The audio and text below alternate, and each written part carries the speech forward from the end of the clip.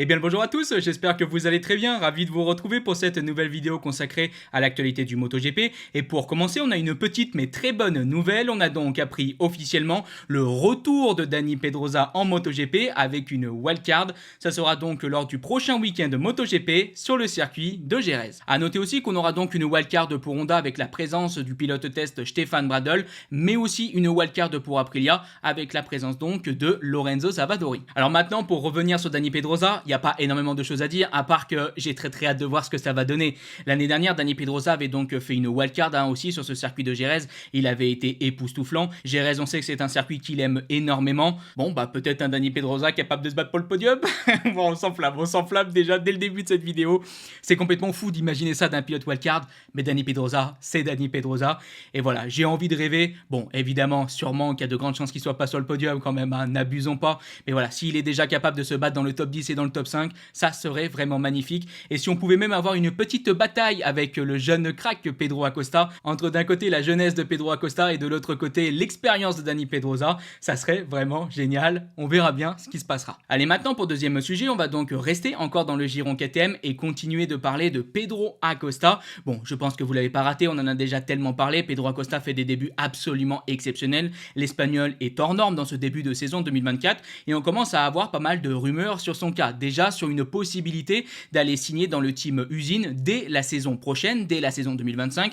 On va se le dire tout de suite, c'est quelque chose qui est totalement envisageable. Surtout que l'on sait que du côté de Jack Miller, pilote usine de KTM, c'est assez compliqué et pour l'instant il fait un début de saison assez moyen et surtout comparé à Pedro Acosta, la comparaison fait mal. Mais il y a une rumeur qui avait commencé à enfler dans le paddock, c'est une possibilité de voir Pedro Acosta dès cette saison 2024 monter dans le team usine, sûrement donc à la place de Jack Miller. Et le grand patron du projet MotoGP de KTM, Pete Beirer, est donc revenu là-dessus et il éteint clairement cette possibilité. Il a dit: les réalisations de Pedro sont remarquables, mais nous n'envisageons pas de changement.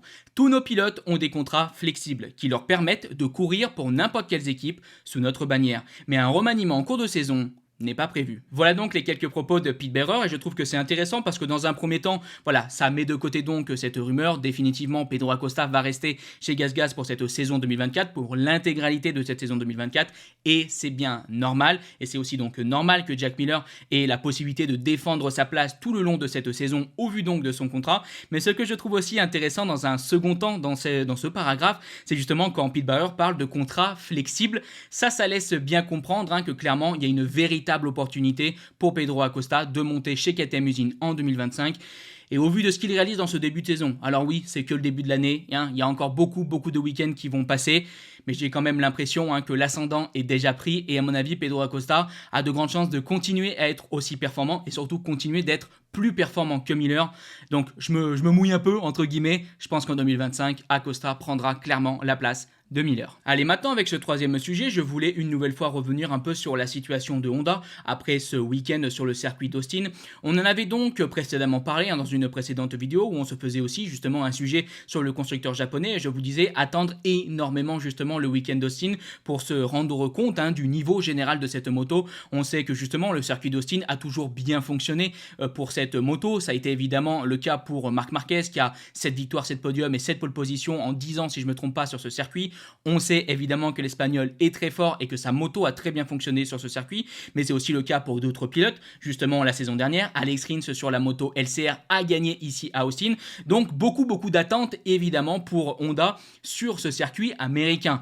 Et du coup, on a donc maintenant terminé ce week-end et les résultats sont extrêmement compliqués. Honda semble être au fond du trou et j'appuie bien sur le fond parce que vous allez voir les propos par exemple de Takaaki Nakagami et j'ai quand même rarement vu ça. Alors le pilote japonais ne tape pas sur le constructeur japonais, il est lucide par rapport à la situation, mais les mots qu'il utilise sont quand même très forts. Il déclare: c'est vraiment un moment tragique. Je suis tellement déçu de tout. Nous ne sommes nulle part. Ce qui était impensable auparavant. Il nous est impossible de perdre plus de 2 secondes. Cela relève de nos ingénieurs de comprendre ce qui ne va pas. En tant que pilote, nous continuons à pousser nos limites. J'ai l'impression que personne n'a de solution. C'est très complexe. Le problème n'est pas isolé à un seul aspect. tout semble défaillant et je ne parviens même pas à déterminer l'origine du problème. Dès que je penche la moto, je perds toute sensation à l'avant. Cela semble irréel, mais je n'ai aucune idée de ce que fait la moto dans ces moments. Bien que je tente de compenser avec mon corps, cela ne résout pas le problème. Voilà donc les quelques propos glaçants de Nakagami sur la situation. Alors vous savez que moi j'aime bien avoir pas mal de déclarations et je pense que c'est donc intéressant de prendre les déclarations du pilote japonais parce que on parle pas non plus très souvent de lui, il faut quand même bien l'admettre, mais je sais que certaines personnes diront oui mais c'est Nakagami qui déclare ça, Nakagami il est en difficulté donc c'est normal. Oui mais regardez aussi les déclarations des autres pilotes Honda, c'est une catastrophe. Joan Mir qui nous a expliqué que pour lui on avait pris donc une mauvaise direction dans le développement de la moto et il a aussi des propos qui sont tout autant alarmants. Regardez aussi par exemple les propos de Luca Marini, qui est donc le seul pilote à avoir donc terminé la course du dimanche pour Honda, qui a tout simplement déclaré qu'il était un survivant parce que justement il avait fini la course. Enfin, c'est des propos qui sont complètement fous. Alors, le seul qui garde encore un petit peu de positif, c'est Johann Zarco qui déclare « Je reste positif, il n'y a pas lieu d'être pessimiste ». Et je pense que c'est une très très bonne chose, évidemment, que Johann Zarco garde du positif, parce qu'il faut croire dans ce projet Honda. Il y a énormément de choses à construire, évidemment, et Johann Zarco est une pierre très importante, justement, de ce nouveau projet. Donc, je suis content qu'il reste positif. Mais soyons un petit peu lucides, quand on voit les déclarations des autres pilotes, quand on voit les performances de cette moto, il y a de quoi quand même être extrêmement pessimiste. Alors je vous avoue que je commence à ne plus trop savoir quoi dire sur ce sujet, tellement je suis inquiet clairement de l'avenir de Honda. Alors on en a déjà parlé, il y a ces concessions et j'espère évidemment que Honda va faire mieux et va s'améliorer au cours de cette saison, mais on continue d'espérer, de croiser les doigts, d'avoir des espoirs. Mais plus le temps passe et plus on a l'impression que la situation régresse. Rappelez-vous, déjà par exemple lors de ces tests 2024, de la pré-saison donc 2024, par exemple à Sepang, on avait des ondes positives, on se disait ouais le projet commence à bien fonctionner, on a pu voir de belles choses, tous les pilotes Honda étaient relativement bien satisfaits. Je me rappelle par exemple de Joan Mir à l'attaque du chrono qui était vraiment rapide à Sepang. Bon, on avait des petits problèmes dans le rythme de course, on manquait de grip, on avait un peu trop de dégradation sur le pneu arrière, mais dans l'ensemble c'était assez positif. On arrive donc au Qatar, bon c'est pas génial mais on fait un week-end relativement correct, on continue d'essayer de progresser, c'est bien, des propos encore assez positifs de l'intégralité des pilotes Honda. On arrive à Portimao et là clairement c'est déjà le premier gros coup de massue, on est très loin, on est même pratiquement loin de l'autre constructeur japonais de Yamaha, ça fait mal, mais bon Yamaha est sur un circuit où ça fonctionne bien pour eux, pour Honda c'est pas le cas, bon on se dit il faudra voir ce que ça va donner à Austin, comme j'ai pu vous le dire dans ce début de sujet. Là on arrive donc sur un circuit qui fonctionne très bien pour la moto, là où on a gagné la saison dernière malgré une année extrêmement compliquée, et qu'est-ce qui se passe? On est encore plus loin que la saison 2023, on est complètement paumé, et je pense que les propos de Nakagami vous le démontrent très bien. Et là, je commence franchement à m'inquiéter parce que je pensais vraiment qu'ici, à Austin, Honda allait être capable de jouer un petit peu devant. Alors quand je dis devant, c'est dans le top 10. Évidemment que je ne m'attendais pas à retrouver Joan Mir ou Luca Marini capable de se battre pour le top 5. On est tous d'accord. Mais je pensais clairement voir Honda être capable de titiller le top 10 comme ce qu'on avait pu voir donc au Qatar. Et non, on a vu clairement des pilotes Honda qui étaient extrêmement loin. 3 pilotes Honda sur les 4, si je ne me trompe pas, qui sont à plus d'une seconde dans les qualifications. On n'a qu'un seul pilote qui est arrivé à finir le week-end et qui dit qu'il est un survivant. Enfin, c'est quand même des propos qui nous démontrent que la situation devient vraiment alarmante. Alors c'est bien d'avoir des concessions, c'est bien d'apporter de nombreuses choses, c'est bien de tester beaucoup de choses, mais si à un moment on n'arrive pas à trouver le truc qui va permettre à cette moto d'avoir de la performance, on fait comment, Et c'est ça le gros point d'interrogation de cette situation Honda, et c'est pour ça que je suis vraiment très inquiet. C'est pas qu'on n'apporte rien chez Honda, mais c'est qu'on n'arrive pas à trouver cette solution. Et maintenant, ça fait combien? 2, 3 ans, 4 ans qu'on la cherche cette solution et qu'on ne la trouve pas? Donc continuons d'y croire, mais je vous avoue que là, au vu des propos de ces 3 pilotes Honda, je commence à avoir peu d'espoir sur vraiment un véritable regain de forme de cette moto. Bon, comme pour Yamaha, croisons les doigts pour 2025, mais le chemin est très long. Et donc maintenant, pour terminer cette vidéo avec ce 4e sujet, on va donc revenir une nouvelle fois sur la situation de Fabio Quartararo et sa re-signature chez Yamaha, parce qu'il a déclaré pas mal de choses très importantes. Alors je sais que dans les dernières vidéos, on a beaucoup parlé de Fabio Quartararo et de cette re-signature, mais justement pendant ce week-end d'Austin, on a pu avoir beaucoup de propos du pilote français qui revient sur pourquoi il a re-signé, qui reparle aussi un petit peu plus précisément du projet Yamaha en MotoGP, et je pense que c'est justement important d'en parler. Sur cette re-signature, le français essaie un petit peu peu de s'expliquer. Il déclare: Bien sûr, je comprends totalement que certains doutent de mon choix, parce que même moi, il y a quelques mois, j'étais vraiment prêt à prendre mon départ pour une autre équipe. Je ne vais pas dire laquelle, mais bien sûr que Yamaha est en train d'investir des sommes énormes pour avoir une meilleure moto. Je pense que c'est l'une des seules marques qui investit autant dans ce projet.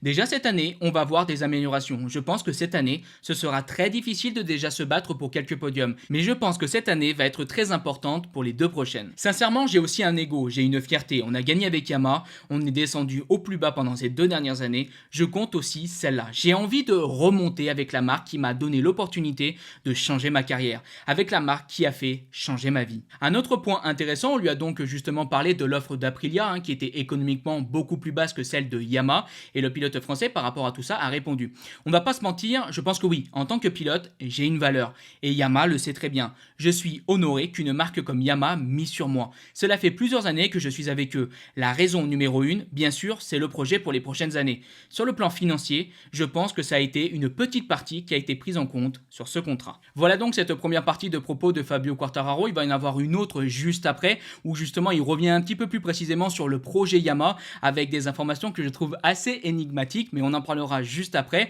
Tout d'abord, pour revenir là-dessus, on comprend bien que Fabio Quartararo a donc bien concrètement été convaincu par ce nouveau projet Yamaha et qu'il croit justement dans ce projet. Je pense aussi que, comme il le déclare, l'aspect financier a joué. Évidemment aussi qu'il aime la marque.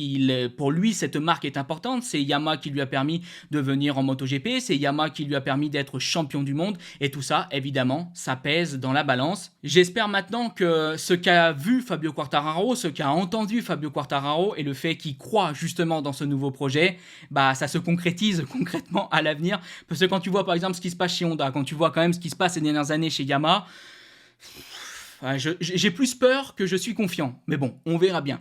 En tout cas, continuons donc maintenant avec ce deuxième paragraphe de Fabio sur le projet de Yamaha. Il y a des choses très intéressantes qui sont encore confidentielles chez Yamaha, de nouvelles personnes. Le projet sera énorme, donc j'ai pris la décision au Portugal.